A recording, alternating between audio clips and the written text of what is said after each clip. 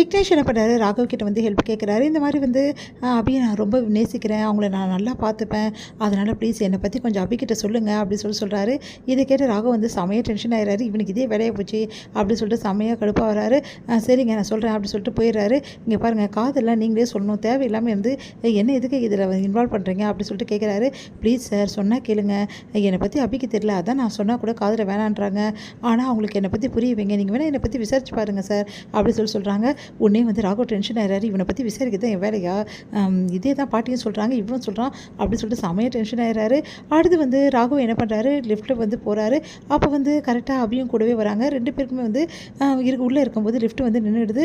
அதனால் அதிர்ச்சி அடைகிறாங்க. அடுத்து ஷேக்கன் ஆகுது, ஒருத்தர் மேலே வந்து விழுந்துடுறாங்க. அடுத்து வந்து ரொம்ப ஷேக்கன் ஆகிட்டே இருக்குது. அபி ரொம்ப பயந்துடுறாங்க. பயப்படாத அப்படின்னு சொல்லிட்டு ராகவ் வந்து அவங்கள வந்து பத்திரமா பிடிச்சிக்கிறாரு. அப்போ வந்து அபி வந்து அப்படியே ஆறுதல் ஆகுறாங்க நம்ம ராகவ் கிட்ட. இது எல்லாத்தையுமே 2 பேரும் வந்து நினச்சி பார்த்து மனசை சந்தோஷப்பட்டுக்கிறாங்க. அடுத்து வந்து முரளி வந்து அபியை ஃபாலோ பண்ணுறாரு. ஒன்றும் புரியாமல் அபி வந்து திரும்பி பார்க்குறாங்க. யாரோ நம்மளை ஃபாலோ பண்ணுறாங்க, யாருன்னு கண்டுபிடிக்கணும் அப்படின்னு சொல்லிட்டு திரும்பி பார்த்துட்ருக்காங்க. அவங்க திரும்பி பார்க்கும்போது முரளி போய் ஒழிஞ்சிக்கிறாரு. எப்படியாவது வந்து அபிக்கிட்ட பேசணுமே, இப்போ என்ன பண்ணுறது, அவங்க தனியாக வந்து இப்போ தான் கிடச்சிருக்காங்க, பேசலாம் அப்படின்னு சொல்லிட்டு போய் பேச பார்க்குறாரு. கரெக்டாக அந்த டைமில் வந்து வந்துடுறாங்க அவங்க அத்தை. அதை பார்த்துட்டு டென்ஷன் ஆகிறாரு. எப்படியாவது அபிக்கிட்ட பேசலான்னு பார்த்தா ஒன்றும் முடியல.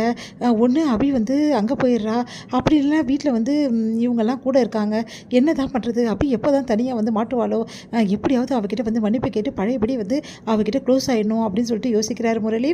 இங்கே வந்து அபி என்ன பண்ணுறாங்க, கார்டனுக்கு சும்மா வந்து நிற்கிறாங்க. அந்த செடிங்களுக்கெல்லாம் தண்ணி ஊற்றுறாங்க. அப்போ தண்ணி வந்து வேஸ்ட்டாக வந்து கார்டனில் வந்து போயிட்டுருக்கு. அதை பார்க்குற அபி என்ன பண்ணுறாங்க, என்ன இது இவ்வளோ தண்ணி வேஸ்ட்டாக போதே அப்படின்னு சொல்லிட்டு அந்த பைப்பை வந்து எடுக்கிறாங்க. எடுத்து வந்து பார்க்குறாங்க. பார்த்தா வந்து அந்த பைப் வந்து ரொம்ப வந்து தண்ணி வேஸ்ட்டாக போக ஆரம்பிக்குது. ஐயோ முடியலையே அப்படின்னு சொல்லிட்டு என்ன பண்ணுறதுன்னு தெரியாமல் அந்த பைப்பு ஃபுல்லாகவே வந்து அடைக்க பார்க்குறாங்க. அவங்களால அடைக்க முடியல. அவங்க மேலெல்லாம் தண்ணி ஆகிடுது, வெளியெல்லாம் தண்ணி ஆகிடுது. ஐயோ இப்படியே பாடிக்கிட்டோமே அப்படின்னு சொல்லிட்டு பார்த்துட்டே இருக்காங்க.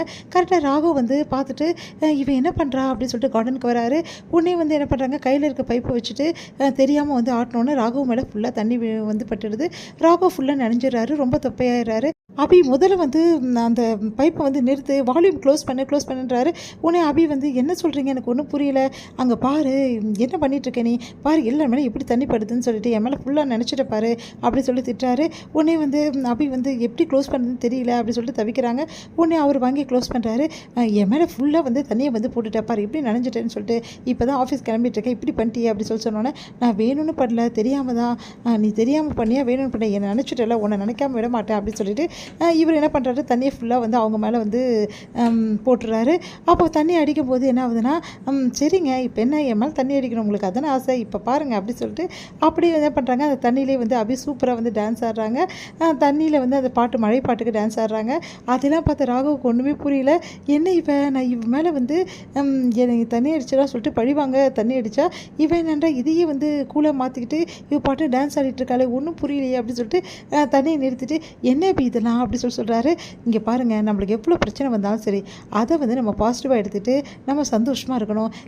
என்னை பொறுத்த வரைக்கும் அப்படி தான், புரியுதா, அதனால தான் நீங்கள் வந்து என் மேலே தண்ணி அடித்தாலும் நான் வந்து அதை பாசிட்டிவாக எடுத்துக்கிட்டேன், அதனால் எனக்கும் சந்தோஷம் கிடச்சிச்சு பாருங்கள் அப்படி சொன்னோன்னே, உங்ககிட்ட தான் கற்றுக்க வேண்டியது நிறைய இருக்குது அபி, உண்மையிலேயே நீ ரொம்ப வித்தியாசமானவ அப்படி சொல்கிறாரு. வந்து அபி வந்து ஐயோ டைம் ஆகிடுச்சு அப்படின்னு சொல்லிட்டு அப்படியே போக பார்க்குறாங்க. பார்த்தா வழிக்கு அப்படியே வந்து அந்த தண்ணியில் விட போகிறாங்க.